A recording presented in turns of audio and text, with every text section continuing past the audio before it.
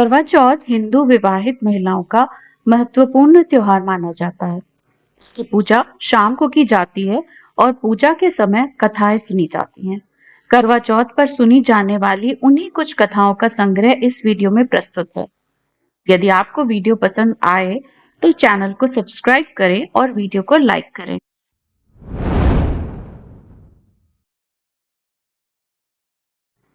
सबसे पहली कथा है साहूकार की कन्या की कथा। काफी समय पहले की बात है। किसी शहर में एक साहूकार रहता था। उसके 7 बेटे और एक बेटी थी। सातों भाई बहन एक साथ बैठकर भोजन करते थे। एक दिन कार्तिक की चौथ का व्रत आया तो भाई बोला कि बहन आओ भोजन करें। बहन बोली कि आज करवा चौथ का व्रत है, चांद उगने पर ही खाऊंगी। तब भाइयों ने सोचा कि चांद उगने तक बहन भूखी रहेगी, तो एक भाई ने दिया जलाया, दूसरे ने चलनी लेकर उसे ढांका और नकली चांद दिखाकर बहन से कहने लगे कि चल चांद उग आया है, अर्घ्य दे ले। बहन अपनी भाभियों से कहने लगी कि चलो अर्घ्य दें।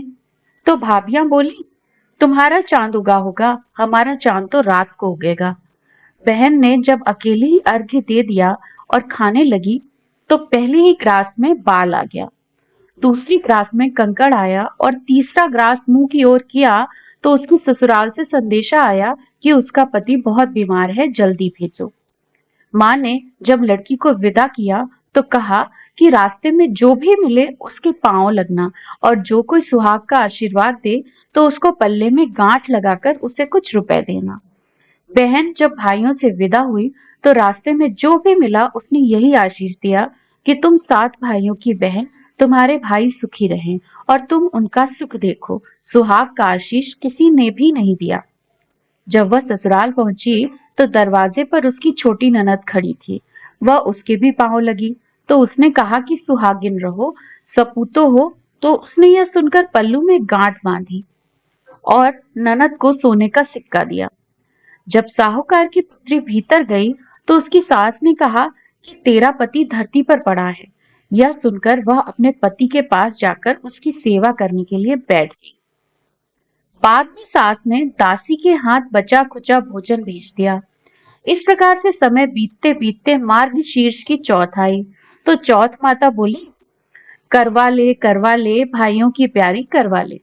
लेकिन जब उसे चौथ माता नहीं दिखाई दी तो वह बोली हे माता, आपने मुझे उजाड़ा तो आप ही मेरा कल्याण करेंगी।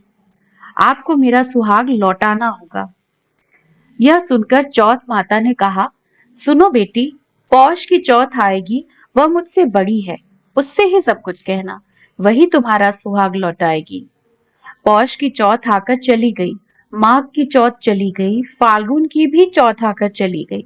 चैत्र वैशाख ज्येष्ठ आषाढ़ श्रावण व भाद्रपद की सभी चौथ आई और यही कहकर चली गई कि आगे वाली को कहना। असौज की चौथ आई तो उसने बताया कि तुमसे कार्तिक की चौथ अप्रसन्न है, उसी ने तुम्हारा सुहाग लिया है, वही वापस है। वह आए तो उनके पैरों में गिरकर विनम्रता पूर्वक विनती करना। यह समझाकर वह भी चली गई। जब कार्तिक की चौथ आई तो वह गुस्से में बोली भाइयों की प्यारी बहन करवा ले, दिन में चांद उगाने वाली करवा ले, व्रत खंडित करने वाली करवा ले, भूखी करवा ले। यह सुनकर वह चौथ माता को देखकर उसके पांव पकड़कर गिड़गिड़ाते हुए कहने लगी हे चौथ माता, मेरा सुहाग आपके हाथों में है, आप ही मुझे सुहागिन करें। इस पर चौथ माता ने कहा पापिन, मेरे पैर पकड़कर क्यों बैठ गई। यह सुनकर साहूकार की पुत्री ने कहा मुझसे जो भी भूल हुई हो उसे क्षमा कर दो माँ, आज के बाद कोई भूल ना करूंगी। मेरा सुहाग मुझे लौटा दो माता, मुझे तो आपका ही सहारा है। साहूकार की पुत्री के वचनों से प्रसन्न होकर चौथ माता ने अपनी आंखों से काजल, नाखूनों में से मेहंदी और टीके में से रोली लेकर छोटी उंगली से उसके पति पर छींटा मारा तो वह उठकर बैठ गया और कहने लगा कि आज तो मैं बहुत सोया, किसी ने जगाया तक भी नहीं। इस पर उसकी पत्नी ने कहा क्या सोए, मुझे तो 12 महीने हो गए, अब जाकर चौथ माता ने मेरा सुहाग लौटाया है। उसके पति ने कहा, अच्छा, शीघ्र ही चौथ माता का पूजन करो। जब चौथ की कहानी सुनी, करवा पूजन किया, तो प्रसाद खाकर दोनों पति पत्नी चौपड़ खेलने बैठ गए। नीचे से दासी आई, उसने उन दोनों को पासे से चौपड़ खेलते देखा, तो उसने उसकी सास को जाकर खबर सुनाई। तभी से सारे गांव में यह चर्चा फैल गई कि सभी सुहागिन स्त्रियां करवा चौथ का व्रत करें तो उनका सुहाग अखंड रहेगा। जिस प्रकार चौथ माता ने साहूकार की पुत्री को उसका सुहाग लौटाया, उसी प्रकार चौथ माता सभी को अखंड सुहागिन रखें। यही करवा चौथ के उपवास की सनातन महिमा है। करवा चौथ व्रत कथा संख्या 2, ब्राह्मण कन्या की कथा। अत्यंत प्राचीन समय की बात है। एक बार पांडु पुत्र अर्जुन तप करने हेतु नीलगिरी पर्वत पर जा पहुंचे। उधर पांडवों पर अनेक मुसीबतें पहले से ही आई हुई थी। द्रौपदी ने शोकाकुल होकर भगवान कृष्ण की उपासना की। उसकी भक्ति से प्रसन्न होकर भगवान कृष्ण प्रकट हुए और पूछने लगे, कहो तुम्हें क्या कष्ट है द्रौपदी? द्रौपदी ने हाथ जोड़कर कहा, प्रभु आप तो अंतर्यामी हैं, भला मेरा कष्ट आपसे कैसे छिपा रह सकता है? मुझे कष्टों के बोझ ने बुरी तरह पीड़ित कर दिया है। कृपा करके मुझे कोई ऐसा उपाय बताएं जिससे इन कष्टों से मुक्ति मिल सके। यह सुनकर भगवान कृष्ण ने मुस्कुराकर कहा, द्रौपदी तुम्हारा प्रश्न अति उत्तम है। द्रौपदी ने विनय पूर्वक कहा, प्रभु मेरे कष्टों को दूर करने का कोई सरलतम उपाय बताने की कृपा कीजिए। पर भगवान श्री कृष्ण ने कहा, यही प्रश्न एक बार पार्वती जी ने भोलेनाथ शिव शंकर से किया। उस समय शंकर भगवान ने पार्वती जी से करवा चौथ व्रत करने की सलाह दी थी। द्रौपदी ने उत्सुकता वश कहा, प्रभु वह करवा चौथ की चर्चा मुझे भी सुनाइए, मैं उसकी कथा व विधि जानने की प्रबल इच्छुक हूँ। पल भर सोचने के उपरांत भगवान श्री कृष्ण ने कहा, द्रौपदी इस जीवन में सांसारिक दुख सुख तो प्राणी मात्र को घेरे ही रहते हैं। प्राणी कभी सुखों में लिप्त रहता है तो कभी दुखों के कारण अश्रु बहाता है। फिर भी मैं तुम्हें एक सुमंगलकारी, एक अति उत्तम सर्व सुखदायी, नारियों को अखंड सौभाग्य प्रदान करने वाले करवा चौथ व्रत की विधि एवं कथा सुनाता हूँ। ध्यान पूर्वक सुनो। बहुत समय पूर्व एक ब्राह्मण रहता था। वह अत्यंत गुणी, विद्वान एवं धर्म परायण था। उस ब्राह्मण के 4 पुत्र एवं एक सुशील कन्या थी। उसकी कन्या ने विवाहोपरांत चतुर्थी का व्रत किया, लेकिन वह चंद्रदेव के दर्शन होने से पूर्व ही भूख से बुरी तरह पीड़ित हुई। यह देखकर उसके स्नेही कृपालु भाइयों ने धोखे से पीपल की आड़ में नकली चंद्रमा बनाकर दिखा दिए। लड़की ने नकली चंद्र को अर्घ देकर व्रत खोल लिया। व्रत खोलते ही उसके पति के प्राण पखेरु उड़ गए। इससे अत्यंत दुखी हो उसने अन्न जल का परित्याग कर दिया। उसी रात को इंद्राणी जी पृथ्वी लोक का भ्रमण करती हुई घटना स्थल पर आ पहुंची। ब्राह्मण की पुत्री ने अपने पति की लाश के निकट विलाप करते हुए माता इंद्राणी से पूछा, हे देवी, मुझ अबला के साथ ऐसा अन्याय क्यों हुआ है? करवा चौथ का व्रत तो सबको सौभाग्य प्रदान करता है। मेरे इस दुर्भाग्य का कारण क्या हो सकता है? ब्राह्मण की पुत्री के विलाप से द्रवित होकर इंद्राणी ने कहा, हे पुत्री, तुमने करवा चौथ के व्रत में चंद्रदेव का दर्शन किए बिना ही व्रत खोल लिया था। जो चांद तुमने देखा था वह वास्तव में किसी दीपक का प्रकाश था, चांद नहीं था। इसी कारण तुम्हें यह दुर्भाग्य भोगना पड़ा है। यह सुनकर ब्राह्मण की पुत्री ने हाथ जोड़कर कहा, हे माता, मुझे कोई ऐसा उपाय बताइए ताकि मेरा सुहाग बना रहे और मैं अखंड सौभाग्यवती बनूं। इस पर इंद्राणी ने प्रसन्न होकर कहा, हे पुत्री, यदि तुम विधि विधान से अगली करवा चौथ व्रत करो तो तुम्हारे पति पुनर्जीवित हो जाएंगे। ब्राह्मण की पुत्री ने इंद्राणी से ऐसा करने का वचन दिया तो उसका पति तुरंत पुनर्जीवित हो गया। उसने वर्ष भर प्रत्येक चतुर्थी का व्रत किया और अखंड सौभाग्य प्राप्त किया। यह कथा सुनकर भगवान श्री कृष्ण ने कहा, हे द्रौपदी, यदि तुम इस व्रत को करोगी तो तुम्हारे सभी कष्ट मिट जाएंगे। इस प्रकार द्रौपदी ने यह व्रत किया और पांडव प्रत्येक क्षेत्र में विजयी हुए। सुख, सौभाग्य, धन धान्य एवं पुत्र द्रौपदी की अभिलाषी सुहागिन नारियों को यह व्रत विधि विधान पूर्वक करना चाहिए। इस व्रत में भगवान शंकर की आरती का विधान है।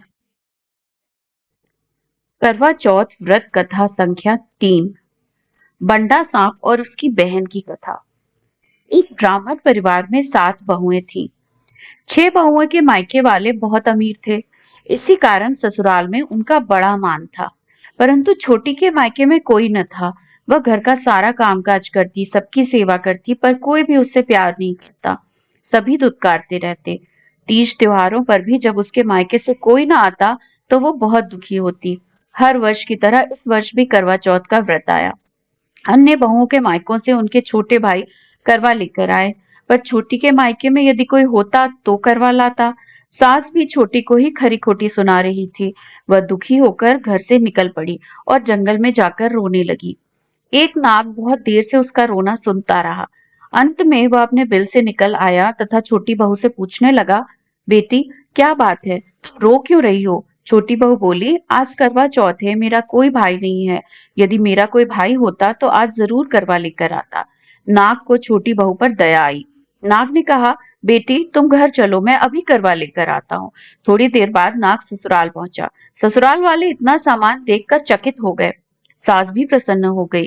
सास ने प्रसन्न मन से छोटी बहू को नाग देवता के साथ भेज दिया। नाग देवता ने छोटी बहू को अपना सारा महल दिखाया और कहा, जितने दिन चाहो आराम से रहो, मन चाहा खाओ, मन चाहा पहनो, पर एक बात याद रखना, सामने रखी नांद कभी मत खोलना। छोटी बहू सारा समय महल में आराम से काटती, पर नांद के बारे में उसकी उत्सुकता बढ़ती जाती। एक दिन जब घर में कोई न था, उसने नांद को उठाकर देखा तो हजारों छोटे छोटे सांप के बच्चे इधर उधर रेंगने लगे। उसने जल्दी से नांद ढक दी। एक सांप की पूंछ नांद के नीचे आकर कट गई। शाम को नाग के आने पर छोटी ने अपनी गलती स्वीकार कर ली। नाग ने भी उसे क्षमा कर दिया। जब छोटी ने ससुराल जाने की इच्छा की तो उसे धन रत्न आदि देकर विदा किया। छोटी के ससुराल में अब उसकी बड़ी इज्जत होने लगी। जिस सांप की पूंछ कटी थी उसने अपनी माँ से पूछा कि मेरी पूंछ कैसे कटी है। माँ ने कहा कि छोटी बहू के नांद उठाने और जल्दी में रखने से ही तुम्हारी पूंछ कटी है। तो वह बोला कि मैं छोटी से बदला लूंगा। माँ के बहुत समझाने पर भी वह एक दिन चुपचाप छोटी बहू के घर जा पहुंचा और छुपकर मौका पाकर उसे काटने की सोचने लगा। वहां छोटी बहू और उसकी सास में किसी बात पर बहस हो रही थी, तो छोटी कसम खा खा कर कह रही थी कि मैंने ऐसा नहीं किया। वह कह रही थी कि मुझे बंडा भैया से प्यारा कोई नहीं, उन्हीं की कसम खाकर कहती हूँ कि मैंने ऐसा नहीं किया। बंडा ने जब सुना तो सोचने लगा, जो मुझसे इतना प्यार करती है, मैं उसे ही काटने आया हूँ। वह चुपचाप घर चला गया। माँ ने पूछा, ले आए बहन से बदला? वह कहने लगा, माँ, बहन से कैसा बदला? तभी से बंडा भाई व छोटी बहन हुए।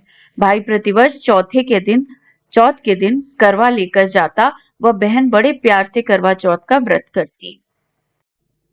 करवा चौथ व्रत कथा संख्या 4। करवा नामक स्त्री और यमराज की कथा। अत्यंत प्राचीन काल की बात है। करवा नाम की एक स्त्री रहा करती थी। एक बार की बात है कि उसका पति नदी में स्नान करने गया। वहां एक मगर ने उसके पति की टांग नहाते समय पकड़ ली। वह आदमी असहाय वेदना से अपनी पत्नी करवा का नाम लेकर जोर जोर से चिल्लाया। अपने पति की करुण पुकार सुनकर करवा दौड़ी दौड़ी घटनास्थल पर पहुंची और उसने मगर को कच्चे धागे से बांध दिया। वह मगर को बांधकर फौरन यमराज के यहाँ पहुंची और यमराज से कहने लगी कि प्रभु, मगर ने मेरे पति का पैर पकड़ लिया है। उस मगर को पैर पकड़ने के अपराध में आप अपने बल से नरक में ले जाने की कृपा करें। यमराज ने इस सती स्त्री की बात सुनकर कहा, हे देवी, मगर का जीवन अभी शेष है, इसलिए मैं उसे मारने में असमर्थ हूँ। यमराज द्वारा विवशता प्रकट करने पर करवा ने कहा, महाराज, यदि आप ऐसा नहीं करेंगे तो मैं आपको इसी समय श्राप देकर नष्ट कर दूंगी। यमराज करवा की पति भक्ति से बहुत प्रसन्न हुए। वे करवा की क्रोधपूर्ण मुख मुद्रा से भयभीत होकर तुरंत उसके साथ चले गए। उन्होंने मगर को यमपुरी भेज दिया और पतिव्रता के पति की चिरायु होने का आशीर्वाद देकर पुनर्जीवन प्रदान किया। उसी दिन से करवा चौथ का व्रत सुहागिनों द्वारा रखा जाता है। इस व्रत को करने वाली महिलाओं को यह कहकर पूजा करनी चाहिए, हे करवा माता, जैसे आपने अपनी पति की रक्षा की, वैसे ही सबके पतियों की रक्षा करना मातेश्वरी। अगर आपको ये वीडियो पसंद आया हो तो हमारे चैनल को सब्सक्राइब करिए ऐसी ही अन्य सनातन कथाओं के लिए।